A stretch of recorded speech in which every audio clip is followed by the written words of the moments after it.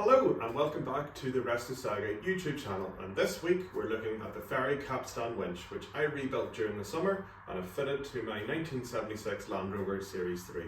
I'm going to take you through some footage of the rebuild itself and then do a walk around of the winch as it is now. I think it's turned out really well, didn't cost me a huge amount of money, and it's really a great addition to the Land Rover.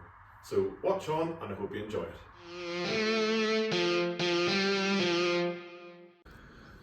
Okay, so here is the Fairey Capstan Winch. I've been at it with a bit of WD-40, just soaking some of the nuts and bolts, but I'll give you a bit of a look around it. So, as you can see, it is the 4,000 pound pull, which by my quick conversion is about 2 metric tons or thereabouts, so hefty enough, to be honest. One side of the roller's here, the other is missing, and the roller itself's missing, but that's okay. These are the little holes where you would keep the shear pins, and if I look under here, the steel one I got out, which is pretty good. That's for cranking the engine over, and then you're meant to put the brass ones in. There is a brass shear pin in here, and that's going to be fun to get out, I feel, but that's okay. This is very stiff. I think this universal joint has had its day, so I might need to replace that, which is not going to be cheap. And I think these little bearings here are also pretty much goosed, and this one's missing, so it probably will need to replace the shaft and the universal joint all in one go. That's probably going to be the major expense. I haven't got the bottom cover off it yet, but I'll show you that in a minute. 3 big bolts holding the top of the bollard on. I think there's a joint. Yeah, there's a joint in there. I'll tip it up on its end here.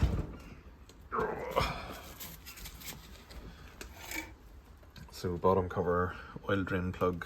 I've had all these bolts off, but I haven't got the bottom cover off. It's all just pretty crusty and dirty. It looks like it's lived at the bottom of the sea and then been stored in a field for a while, but that's okay. I paid very little for it compared to what they go for fully rebuilt.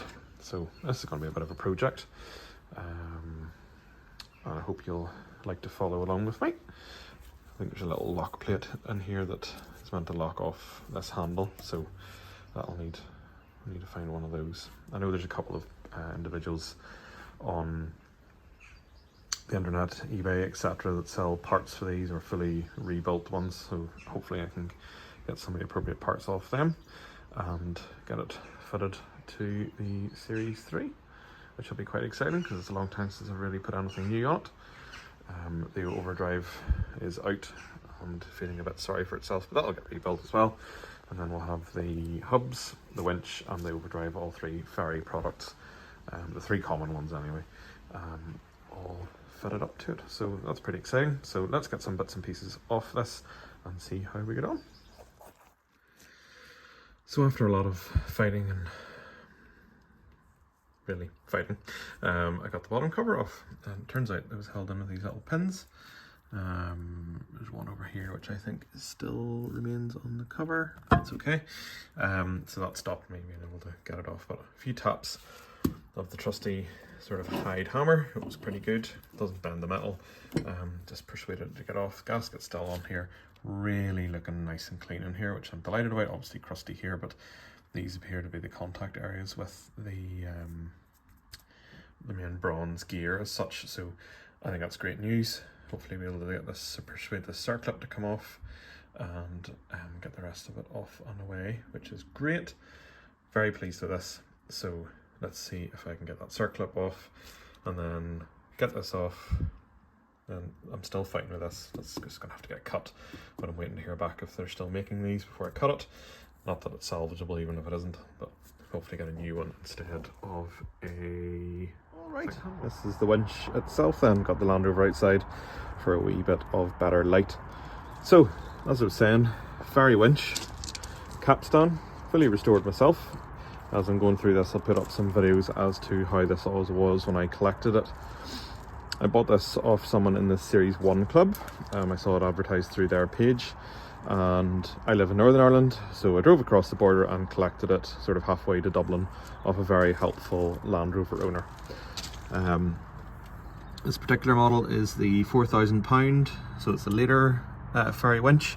and lots of restored pieces on this, and sort of bits and bobs from Land Rover Optional Equipment. Rob Mod has really helped me out, and there's also a winch parts person in Germany, Finn Muller, and that's who I got parts off as well. So from between those two guys, I got a lot of parts, trying to keep the spend as low as possible in this. But as you can see from the pictures of what it was like before I started, it really did require a good bit of work. So capstan winch, this is the shaft in here that goes through onto a drive dog on the front of the crankshaft. There's a little brass pin in there which looks like this, and so these are two spares, and that's a shear pin. So if there's too much force applied to the winch, that brass pin will break before anything more expensive goes. So sacrificial protection for the engine and the winch, which is great. This little steel one, which is starting to rust annoyingly, got the steel one, can be put in instead of the brass one if you want to start your engine with the starter handle, because I'm not sure whether you can see there. There is a starter dog now on the front of the winch, which obviously if there's a steel pin in, the drive is engaged, then you'll be able to turn the engine and start it with the starting handle. This is a little breather, a little brass breather, and that is to fill up the oil. This uses EP90, like your gearbox, your transmission, transfer box, steering, swivels, overdrive, so all good. I like the fact that it's a Fairey because I have the Fairey hubs, and I also have a Fairey overdrive in here as well. So new bits and pieces, I tried to use stainless throughout. Stainless bolts on the bollard there. This is a new plate from Rob Mod. Stainless nuts all around the outside. New roller from Rob Mod, that's probably the most expensive new piece that went into it. And if you'll notice these two little captive nuts that I've put into the bumper, that's because I still like the number plate to go on in the front, just because that's the way the Land Rover has always been here. But then I can quickly remove the number plate if I want to use the winch.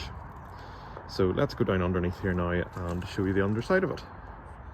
Lying on the ground, getting ever so slightly wet, but here is the underside. That is the drain plug. We are having a little bit of an oil leak. I'm not sure I sealed the gasket very well, so I'm going to have to get a new gasket and put that on. In here is sort of the bottom bush for the bollard. Under here is the shaft that goes through the support bracket, and it's just sitting there ready to go into the dog on the front of the crankshaft of the engine. In here is a worm gear, and when you move the lever, let me see, sitting at the front, this moves the shaft in and the whole thing engages. There were some very sneaky seals, so seals there, 2 seals in the front, 2 seals in the back, and I might be able to show you this crafty little nut on the back. Yep, you can just see it there, it's 2 notched. I had to buy an adapter tool, and I'll maybe show you some pictures of that throughout as well. The shaft and the universal joint, those are second hand, good used from Finn Muller in Germany, because the new Repro ones are quite expensive, and I might treat myself one to one day, but I didn't need to do it. Spring, just to keep tension, sorry, focus, there we go, and that bracket is stainless steel as well, and there's 2 rev nuts set into the bottom of the front cross member there to hold the whole thing together. Okay, I use this little stainless carabiner just to stop the handle moving around. You could put a padlock through there, I suppose, but I don't really think I need to. I hold the camera with my other hand, try not to get my finger in the way. That is how you move that forwards and backs to engage in the crankshaft and disengage. So engage, disengage. All right. Unfortunately, I don't own a rope at the minute for this.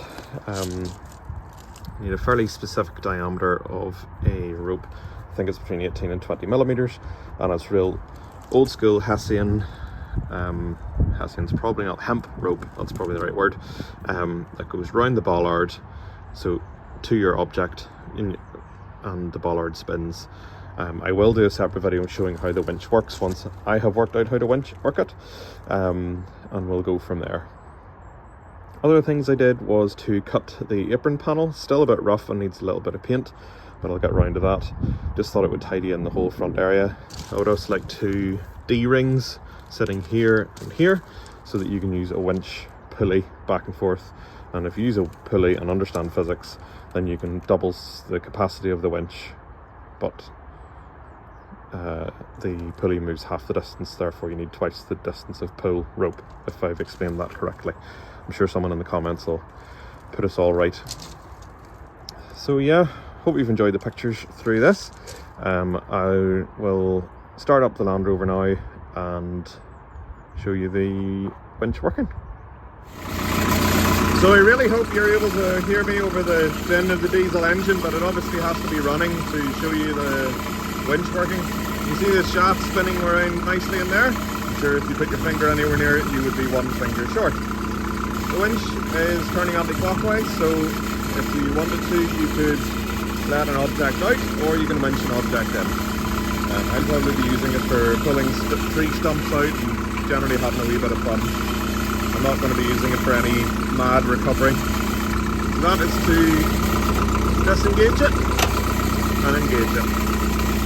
Disengage, engage. So very